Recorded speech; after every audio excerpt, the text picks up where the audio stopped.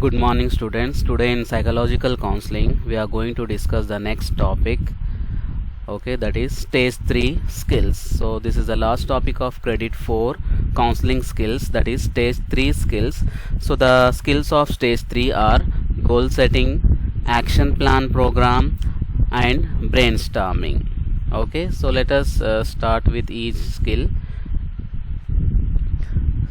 So stage 3 skills, the first one is goal setting. Okay, so goal setting is important for those who want to improve their life. Okay, not only for counseling process, each for a normal people also goal setting is very important, because it shows directions to us that in what way we have to lead our life or what we want to achieve, or it also shows us what are the purpose and aims of our life. Okay, because we have given this life, so what is your goal after getting this life, what you want to achieve for this through this life. Okay, so these all so this is a very important for each and every individual, even in the normal people also it is very useful. So this setting goals help you remain accountable for those things you want to achieve. It remain accountable means if you have any goal, you work towards it and you are responsible for it. And goal setting is even more important for those in counseling and therapy, because see here you approach the counselor without any goal means what, it does not have any sense. So here in counseling and therapy also it is very important. Not knowing how to properly set up goals can often lead to failure. Okay, so setting goals cannot only impact mental health, but it can also help you overcome depression and help you with rehabilitation. So it is a very good thing if you set goals, okay, in your life. Otherwise what happen, there is no direction to your life, like in what way you want to go, what you want to do, what you want to achieve. Okay, so all the things without goal setting you do are all meaningless. Okay, so here it also provides good mental health and rehabilitation. What is rehabilitation? Rehabilitation is nothing but the action of restoring someone to health. Okay, so the action of restoring someone to health or normal life through training and therapy after addiction or illness. So here rehabilitation also it provides, means here it is a restoring someone's health or normal life through training and therapy after the addiction or illness. So it goal setting also provides the rehabilitation, means it restores the people. Then what is goal setting in counseling? So as a counselor, it is your job to set expectations with your clients. Okay, so here goal setting is for both the client as well as counselor. The counselor has to expect from the client, as well as client has to expect from the counselor. Okay, and there are many different perceptions of what a counselor can do and what someone can expect from the counseling experience. Okay, so here see, we have already discussed some goals before in counseling, goals or goals of counseling. So there are mainly 5 most common goals of counseling. They include facilitating behavioral change. Okay, these are we have discussed in the goals of counseling. Again briefly I am repeating those points or those goals. First one is facilitating behavioral change. Okay, so here what is the main goal of our counseling is we have to change the behavior of the individual, then helping improve the client's ability to both establish and maintain relationships. So here what we are doing, we are helping the individual to establish and maintain relationship. We are developing good interpersonal skills of the individual so that he can lead a good life in a society, in his working place or with his family members. Then helping enhance the client's effectiveness and their ability to cope. Okay, we are helping the client to cope with his emotions and with other psychological and physical barriers. So that is, we are making him to become tolerate, okay, for the different emotions and situations, and making him to independent for his life, and helping promote the decision making process while facilitating client potential.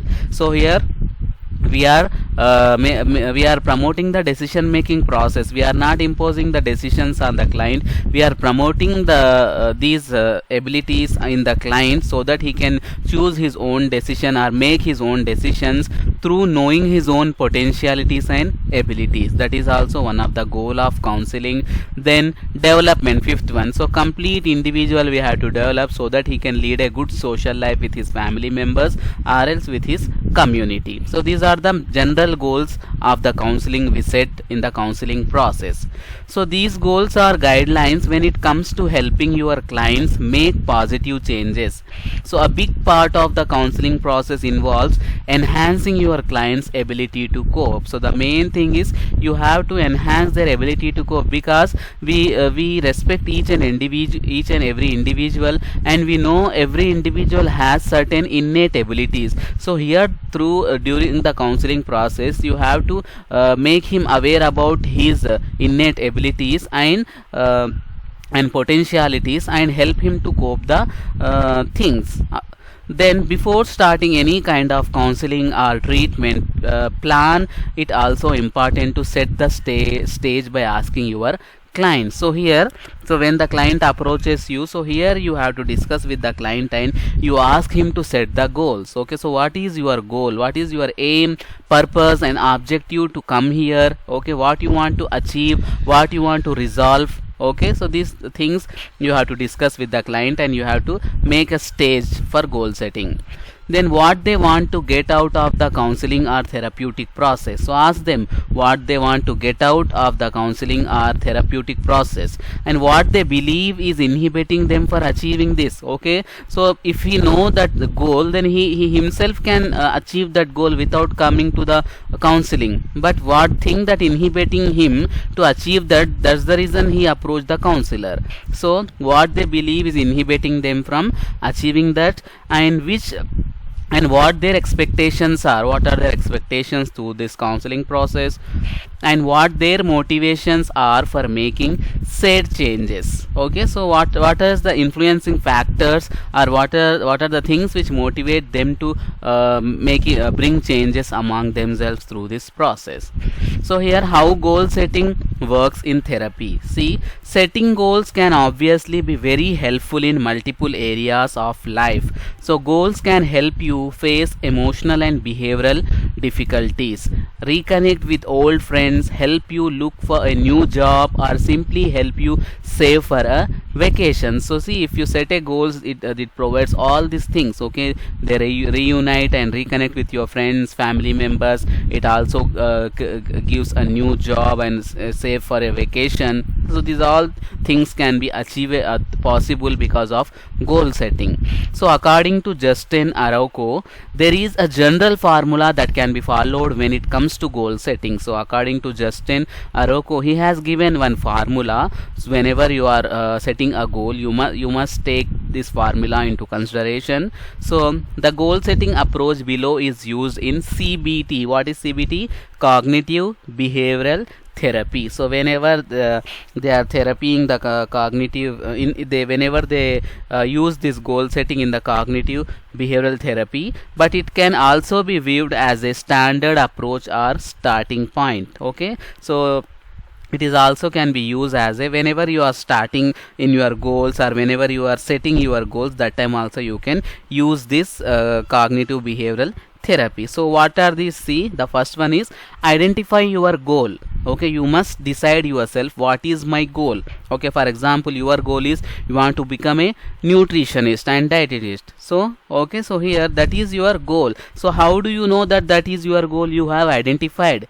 Okay, that is the reason you have taken admission into this nutrition course. That is your first step, or that is the starting point. Choose a starting point, then identify the steps required to achieve the goal. So what are the steps? Okay, you have to study different subjects in different semesters in order to achieve your goal. Okay, then take the first step and get started. So take into admission in it and get started. So these are the main standard goal setting approach. Identify your goal, choose a starting point, identify the steps required to achieve the goal, then take the first step and get started.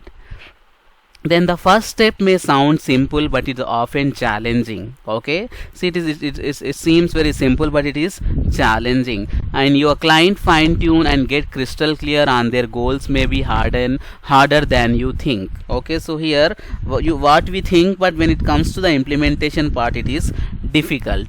So start by asking them what their overall goal really is. Okay, here you must focus on the client, okay, to frame the proper goals. Okay, like some certain goals are not achievable, are not related to their feelings, interest and attitudes. Okay, so ask them to set a proper goal, clear cut and crystal clear specification should be there in the goal, and identifying a starting point in next. Okay, so how to start that goal after setting the goal, how to start it, that is the starting point. Then helping your clients face and understand exactly where they are in the terms of this goal is a good place to start. Okay, so now they have to think where they are in order to achieve that goal, in which phase of the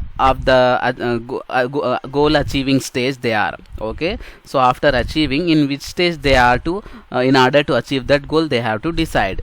And it's important that they are honest with themselves as well, by examining where things currently stand. Okay, so they should be honest and they have to examine whatever goals they are preparing. They should ask themselves whether they are correct it or not, whether they are achievable or not. Okay, they should reflect themselves by examining themselves, by asking questions and all. So breaking goals down into small steps is a smart choice. So see, goal is it's a longer aim. Okay, at the end you achieve that. So in order to achieve that goal, you have to break that goal into smaller components. For example, I told you want to become a nutritionist. Okay, so that is a big aim or big goal. You cannot achieve that in one day. For that you have to complete your graduation. Okay, you have to write entrance, you have to take admission into the master's program, then you have to complete your 2 years program of nutrition course, then you have to you can become as a nutrition. So like that, there are so many things. So you have to break down your goal. In order to become as a nutrition, first you want to complete a short term goals, you have to prepare in order to achieve the long term goals. Okay, completion of graduation, clearing the entrance test into the masters, taking admission. Okay, completing first semester, completing second, third, fourth, like that. If you frame such type of short time goals, you can reach easily your long term goal.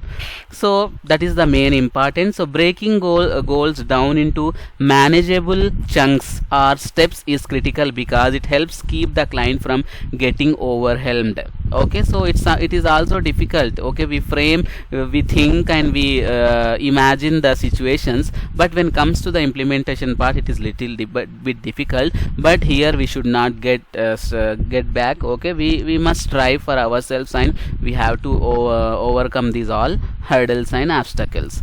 Then remember to keep the steps small and to put them in some kind of logical order. Okay, put them in a logical order, achievable and sequential order, which one is first, which one is second, like that. Then as you discuss this, you can also talk about possible obstacles that may arise. So then you can also think about, okay, what are the hindrances, obstacles that come in your way. While no one can predict every obstacle that may come about, it will be helpful to discuss strategies for overcoming them. So you cannot predict all the obstacles which may arise in between your course of study, but you can predict some things which you can also think about how to overcome those obstacles. So taking that first small step is a big achievement for anyone. As a counselor, it is your job to motivate the client to do just that. So as a counselor, you must motivate your client to do this.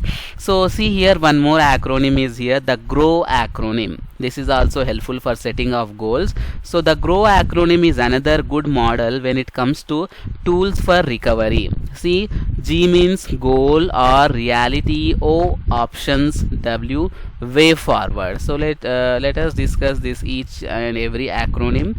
G stands for goal. So here, when it comes to setting goals, it's important to hone in on what you really want. Hone in and means you must have a sharp image or sharp intellectual ability, like what really you want, what is your ultimate aim. That is your goal setting, importance of goal setting here. Then when setting goals, it's good idea to be more specific rather than general. Being specific will help you fine tune your goal. So here you must be specific. I told you, see, I want to become a good person. It is a very general. What kind of good person? That is the specific here. Okay. So specificity should be there in your goal. For example, many people try and set goals that are too general, such as I want to get healthy. Okay, see, I want to get healthy. There is no way in this that how you are going to be healthy. There is no specific meaning in this kind of goal. So see, a better goal would be something much more specific, like I am going to improve my diet by eating more organic fresh foods and produce, and I want to accomplish this by June 1st of this year. Clear? So this is called as a specific and achievable goal. Here it shows you directions, what you want to do, when you want to do, how you want to do. Okay, see, I want to get healthy. How you want to get healthy? By improving my diet by eating more organic fresh food and produce, and I want to accomplish this by June 1st. So when you want to accomplish, you have create a deadline. Okay, you decided what to eat, you decided what you want to become. This is called as goals in a specific terms. You have to decide your goals specifically. Whenever you are framing the goals, don't just create vague or general goals. Create a specific goal which is easy and understandable and meaningful also. So here asking detailed questions can also help you get more specific about your goal. Questions that are good to ask include, see, whenever you ask questions yourself, that means you are trying for that, and you are going to achieve those answers to those questions. See, why do you really want this goal? Okay, and how important it is for you to achieve this goal. Is this goal realistic, means really it is possible? How will you know when you have achieved this goal? How will you feel after achieving this goal? Do you believe you can influence this goal? Describe what kind of positive impact achieving this goal will have in your life. So describe any downsides or drawbacks when it comes to achieving the goal. If there are any, explain how you can handle that. So these all are questions posed by yourself when you are setting a goal. Okay, you just simply do not frame any goal that I want to become a nutritionist. Okay, how you want to become? Okay, what are the things or ways to achieve that goal? How do you achieve that? What are the problems you have to face in order to achieve that goal? So these are all things you have to question yourself before entering into the goal or before entering into the first step of your goal. So those questions provide you direction, and you find the answers for those questions. Okay, so this is very important to a client or a person to pose some questions whenever they are framing any goal, setting any goal, okay, or entering into the step. So second one is in the acronym, GROW acronym, the R stands for reality. So here, as you get further into your goal, it's also imperative to be realistic. So whether it is realistic or not, okay, try and ask yourself what is happening in terms of your goal at the present moment. So at the present moment, what is happening to your goal? Okay, in what position or stage it is. Then what kinds of actions have you taken in support of this goal? So what actions have you taken to support this goal? Then what kinds of results have you seen thus far, okay, till now, okay, in order of achieving the goal? So what are the results you have seen? Okay, what are the positives you have seen, so that clearly shows that you are in the way of achieving the goal. And if you are struggling with this goal, you may need to adjust your goal and be more realistic. So if you are struggling for this goal, you may need to adjust yourself, okay, because this is a part of life that obstacles and hindrances are come in all the way in each and every aspect of life and part of life. So how you are struggling your goal, and be more realistic. So be in the form of realistic, okay, perceive the real situation of that goal, okay, and go forward. Then O stands for options. Okay, so what options have you explored in terms of achieving the goal? Means alternatives are the suitable precautions or situations you have decided in order to achieve the goal, that comes under options. What are some other ways you can move forward? So there should be alternative. If in one way you cannot get succeed, you have to choose another. So what are the other ways you can move forward? And what else have you learned? And what are the pros and cons of each of these options? So after you have selected the options, what are the consequences of these options, whether they have good implication on your goal or bad implications, negatives, positives, everything you have to set when you have chosen some options for your goal. Then the last one in the acronym, that is W, stands for a way forward. So what will you do once you have achieved this goal? So at the end, okay, after achieving the goal, then what further process you think here, way forward, and what kinds of obstacles can you envision you might face? Okay, so here you can describe about your obstacles that you might face. Then how can you plan ahead and come up with some strategies ahead of time? So in further your life, what plan you can are strategies you have for your life. Okay, what are the strategies you are planning for your further life? And you can also rate your success or the possibility of achievement, and in a 1 to 10 scale. So after you are achieving goal, you can rate your achievement of goal in 1 to 10 scale. So the number 1 means you have no certainty of achieving this goal. Okay, there is no certainty, that means no possibility in achieving the goal. And 10, if you rated 10, means you have 100% certainty of achieving this goal. So like that you have to rate the goal according to your situation and according to your performance levels. Then list 3 small steps you could take to start bringing yourself closer to this goal within the next 24 hours. So like this you can make yourself ready to achieve the goal. So this could be something simple like making a phone call, buying a personal journal, or purchasing a healthy recipe guide. So like this, here you can look forward towards your goal. Next, second one is action planning. In the second skill in the stage 3 skills is action planning program. Okay, so here what is action planning? Action planning is nothing but after deciding everything, okay, after the about your problem, your situation, okay, your data, your information, feelings, emotion, everything, now you are planning to resolve that problem by suggesting a solution. Okay, so that choosing that planning program is called as action planning program. Action planning means by taking that action you are overcoming your problem, or you are providing a solution to that problem. Okay, so the action planning should be viewed as an ongoing activity that is evident through all 4 phases of counseling. So in this action planning there are 4 phases of counseling.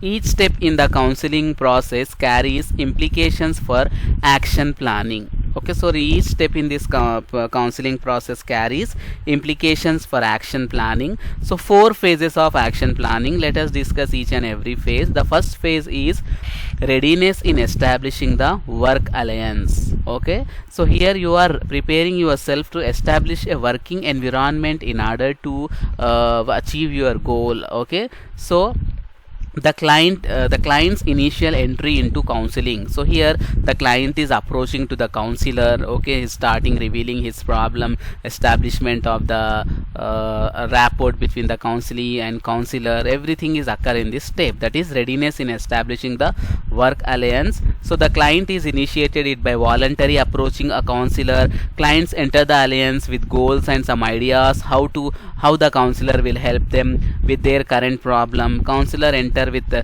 conception about the nature of counseling and the series they can offer. So here client enter into the counseling process. He met with the counselor. Okay, he has some expectations with the counselor that he can resolve that problem. Then primary function of the first phase is creating a climate of acceptance.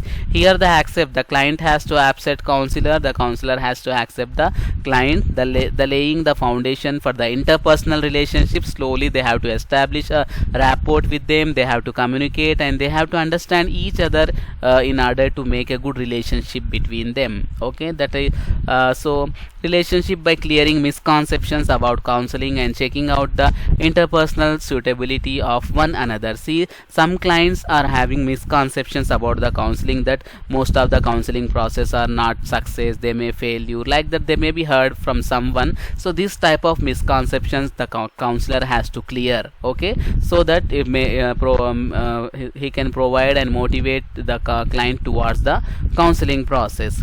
So relationship building in this phase and the exploration of expectations can be enhanced through efforts of the counselor. The goals of the counseling should be clarified in this phase, and there should be an established readiness before proceeding to the next phase of assessment and exploration. So here, after establishment of relationship, goals will be set by the counselor and client, that what we want to achieve through this counseling program.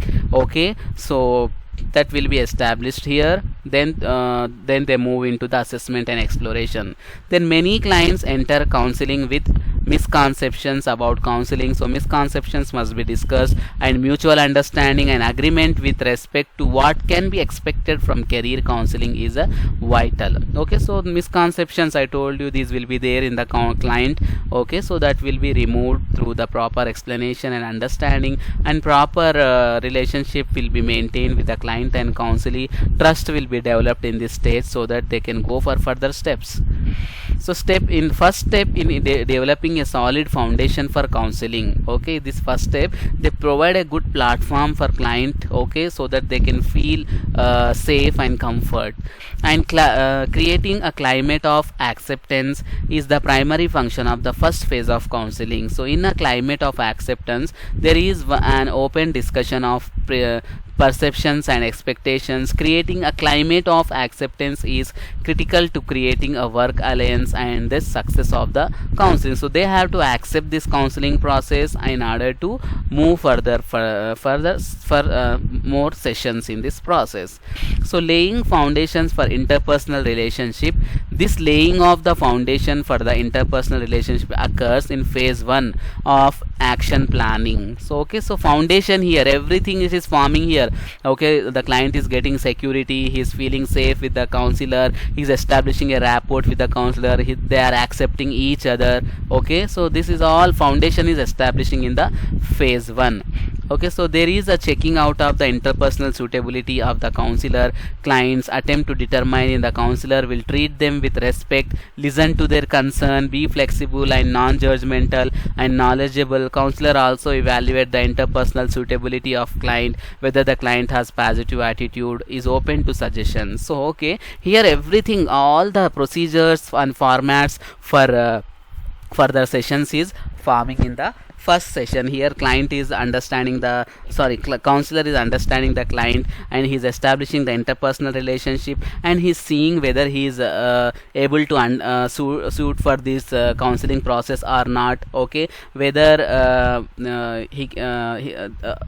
whether and the counselor also start evaluating the his client's adjustment in this counseling process or not. Everything is done in the first phase of action planning. Okay, then they are moving into the phase 2, that is exploration and assessment. So what is exploration here? Following the clarification of goals and establishment of a state of readiness. So in first phase they have readiness means mentally and physically they are getting ready, that is called readiness. So first phase, by establishing a good relationship and rapport, they are ready for this second phase, that is exploration, means knowing about themselves, their problem, their emotions, everything they find out now here. So client proceeds to phase of exploration and assessment of their personal and external domains. So now client revealing all the data information in order to know about his problem, his feelings and emotions. So this is where the client will probably undertake various homework assignments, personal reflections, etc. So okay, here he revealed the data by undertaking the homework assignments, and he reflect his opinions, his feelings, like how he is feeling, what he was feeling, how he was felt in that situation, everything revealed here. And the energy and enthusiasm expressed by the client in the counseling session and the homework activities is an indication of agreement and commitment to career counseling goals. So here his enthusiasm, his interest in this activity shows that he is committed towards the career counseling goal. Okay, so he committed in order to resolve his problem. So problems with client commitment during this phase may also be due to counseling strategies used. So sometimes at this stage a client goals may change and they will have to be re-examined and re-agreed upon. Okay, so whatever goals they have made in the phase 1 may be changed in the phase 2 because of the they do not have proper understanding of this goal, so it may be changed. So like here they have to again re-examine about their goal and they have to frame the new goal by going the first stage. Okay, so change of action plan. So when they go again first phase means again they have to change the action plan, everything they have to change because in between they have got confusion about their previous goal. So change of action plan during the course of counseling. A change of action plan can occur at any point of the course of counseling. So clients are active in the counseling process and may change their goals. So if this happens, must go back to phase 1 to re-examine the goals and make sure that they are agreed upon again. So okay, so again if they have any confusion or if they do not have any clarity about the set goal, they have to go again to the first phase, again they have to frame the new goal again, and they have to continue from phase 1 to phase 2, then again like phase 3. So what is phase 3? Evaluation, compromise and integration. Okay, evaluation, compromise and integration. So here in this phase the time has come to pull together information that has been generated and move toward decision making. So now in first phase they have established the rapport, in second phase they have explored about themselves, that what is the problem, what are the reasons, emotions, they have understood everything. Now in third phase they are evaluating their problem, okay, in order to provide the solution. Okay, so here this may be become there is an external pressure such as time restraint or natural convergence of information, but the change in focus requires a shift in action planning. So selecting appropriate time for this shift into the evaluation, compromise and integration phase takes skill. Okay, so if done too quickly, client may become resistance and there will be a lack of follow through. So if too extended, may become trapped in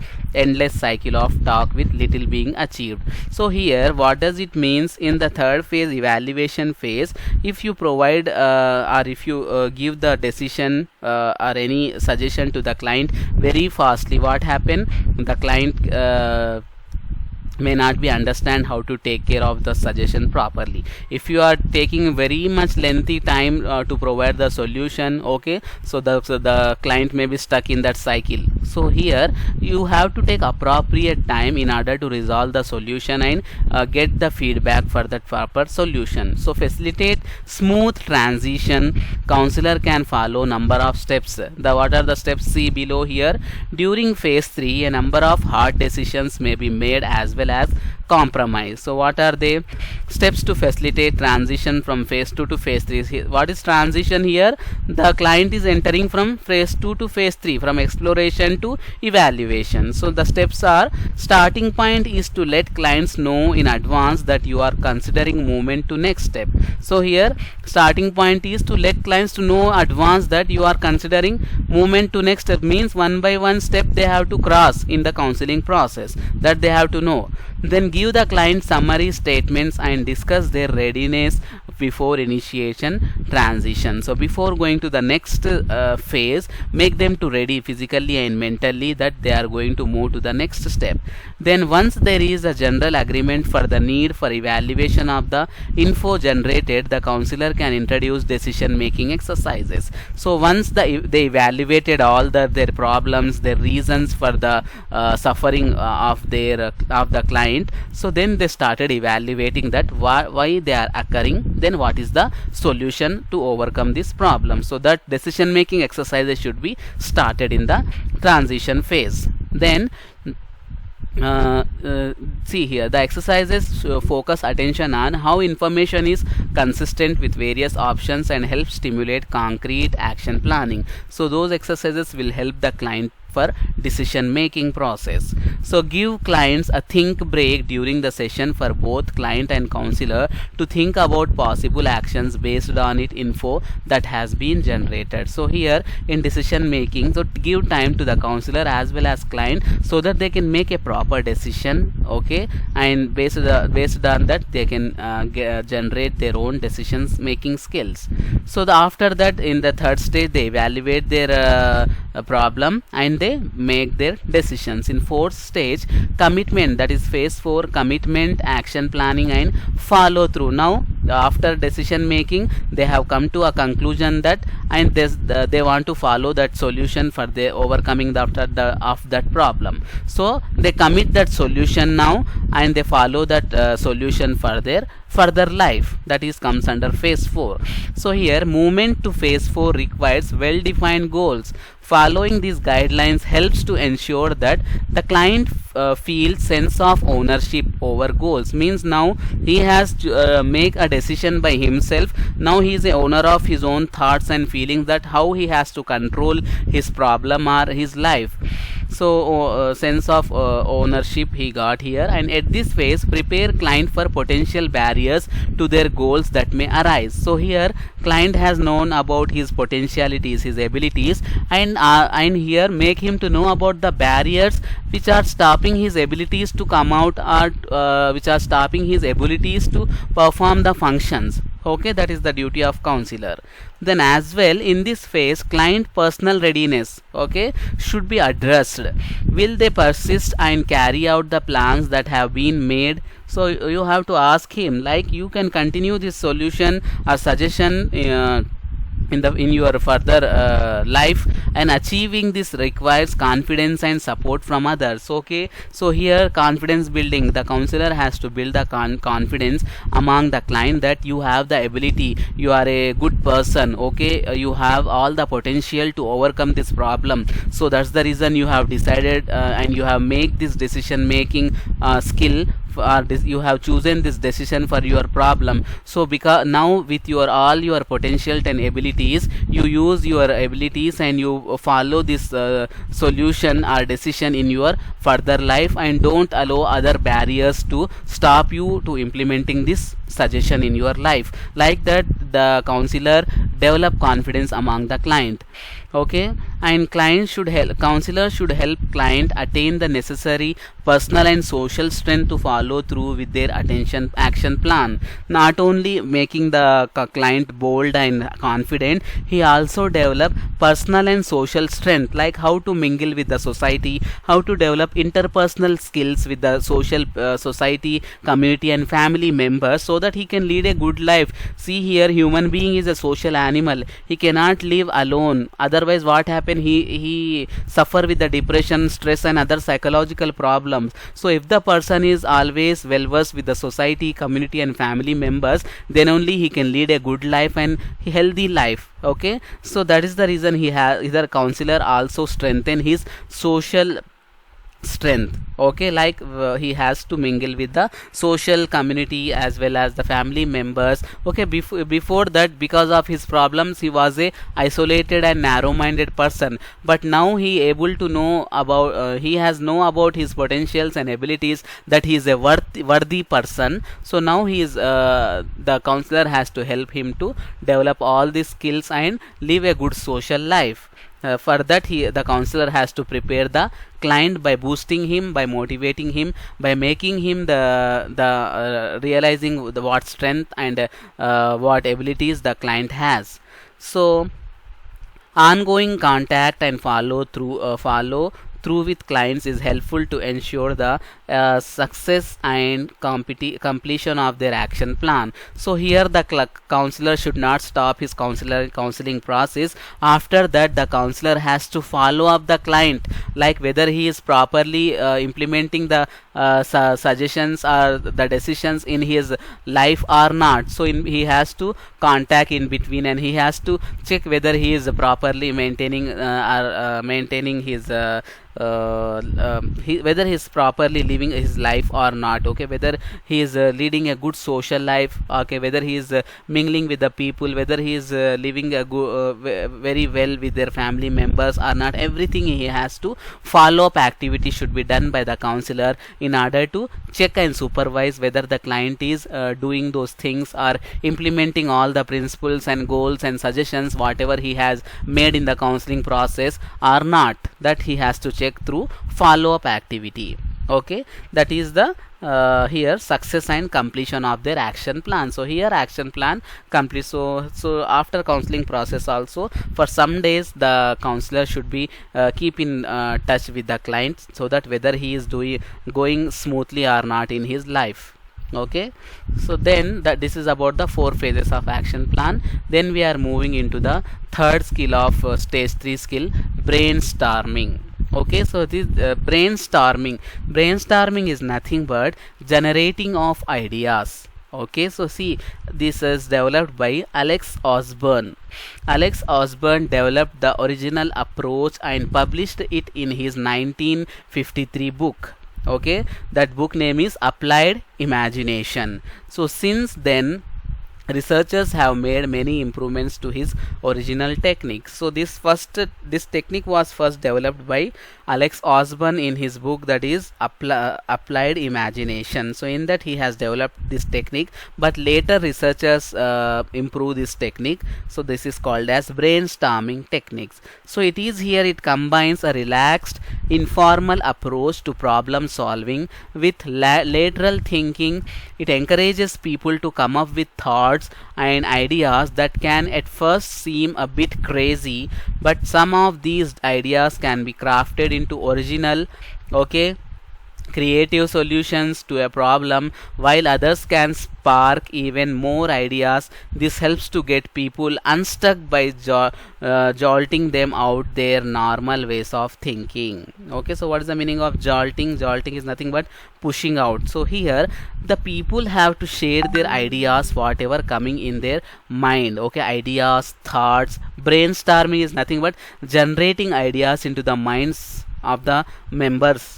Okay, that is called brainstorming. So here, so why brainstorming? So by contrast, brainstorming provides a free and open environment that encourages everyone to participate. What is the need of using this brainstorming? Means encouraging everyone to participate in the session. That is, quickly ideas are welcomed. You ask one question or you pose one topic in front of the people and you ask them to give suggestions or ideas upon this thing. Okay, for example, in a class I am asking what are the different ways in order to become a healthy person. Okay, this is a statement I am putting in front of my students, that what are the different ways to become a healthy person. So now people think if for example 20 students are there in the class, they come out with 20 ideas. This is called as brainstorming, generating ideas from the minds of the people, different ideas.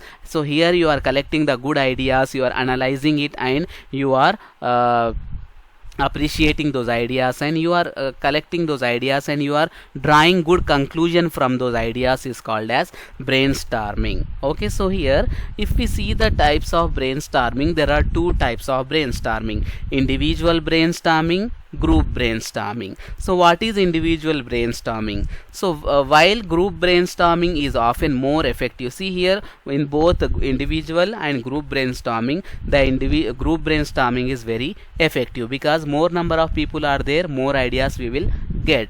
So but both are having their own advantages and disadvantages. So when you see the individual brainstorming, while group brainstorming is often more effective at generating ideas than normal group problem solving, several studies have shown that individual brainstorming produces more and often better ideas than group brainstorming. So see why it is very good. Let us discuss. So this can occur because groups aren't always strict in following the rules of brainstorming. Okay, so they are not always strict and particular in following the rules, and bad behaviors creep in mostly through this happens because people pay so much attention on other people. Okay, so everybody is concerning about what others says, what he says, what she says, like that they are busy in these things instead of generating the good idea. So that is one of the disadvantages of group brainstorming. So here people pay so much attention on other people that they don't generate ideas of their own, or they forget these ideas while they wait for their turn to speak. So this is called blocking. Okay, and in group also, if one person is waiting to come waiting for his turn to give the suggestion or idea, meanwhile he forget about that idea. So that may also occur in this group brainstorming. So this process is called as blocking. So he is forgetting the idea because of the other people's ideas. So that process is called as blocking. So these are the disadvantages of group brainstorming. So when you brainstorm on your own, you don't have to worry about others people's. Okay, so other people's egos or opinions. So and you can be free and more creative. For example, you might find that an idea you would hesitate to bring up in a group develops into something special when you explore it on your own. Okay,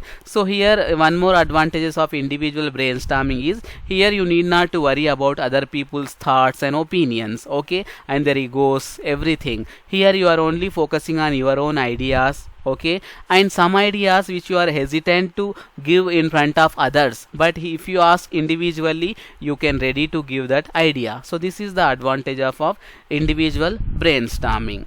So however, you may not develop ideas as fully when you are on your own, so because you don't have the wider experience of other group members to draw on. So how much ideas you will give, but they are very limit and very less, because you if there are more number of people, we will get more number of ideas. So that is one of disadvantage of this individual brainstorming. So individual brainstorming is most effective when you need to solve a simple problem or generate a list of ideas of focus on a broad issue. So group brainstorming is often more effective for solving complex problem. So brainstorming is oftenly we use for group only. Okay, but in counseling sessions we don't have groups, we have only two persons, that is client and counselor. So here we mostly use individual brainstorming to get the ideas. See, group brainstorming is nothing but generating ideas from the minds of the people. Okay, and by we analyze those ideas and we come to a conclusion because of those ideas. That is the brainstorming sessions. Mostly we conduct this in groups. So see here, group brainstorming, here you can take advantage of the full experience and creativity of all team members. Okay, because there are different types of people will be there, they have their own IQ level and creativity level, so they can develop good ideas. So when one member gets stuck with an idea, another member's creativity and experience can take the idea to the next stage. Okay, so you can develop ideas in greater depth with group brainstorming than you can with individual brainstorming. Okay, so obviously more people will be there, so more ideas will be generated. So another advantage of group brainstorming is that it helps everyone feel that they have contributed to the solution, and it reminds people that others have creative ideas. Okay, it also reminds people that others have creative ideas to offer. It's also fun, so it can be great for them. Team building, because more number of people will be there, it is like a fun that you are hearing different opinions of the different people, so you enjoy that session. And where possible, so here Group brainstorming can be risky for individuals. Unusual suggestions may appear to lack of value at first sight. This is where you need to chair sessions tightly so that the group doesn't crush these ideas and stifle creatively. Okay, here because of some people, they mislead the session, they give their some unrelated or unusual opinions or things. Okay, they don't respect the values of session and group. Okay, they do not follow the code or rules of the session, so like that it mislead. But you as a person, you have to conduct these things very strictly. And when possible, participants should come from a wide range of disciplines. This cross section of experience can make the session more creative. So if different background people will be there, if they are from different subject backgrounds and discipline backgrounds, they can generate more and good ideas, because everybody is well versed in their own discipline, so they can give good ideas. So that type of thing you have to see, that whenever you are organizing such sessions, you have to see the persons from various backgrounds.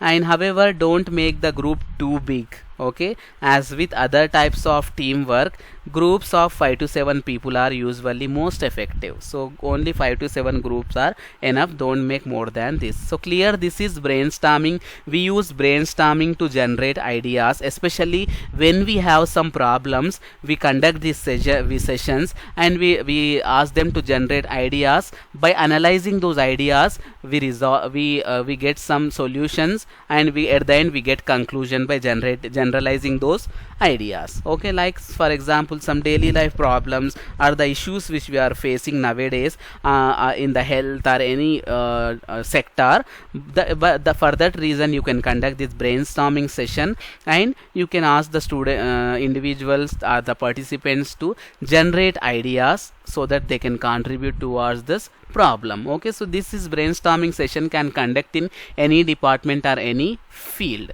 Okay, so there are two brainstormings, individual as well as group brainstorming. But group brainstorming is more effective because more number of people will be there. They use their own experiences and creativity to generate the ideas. Okay, so this is about the stage 3 skills.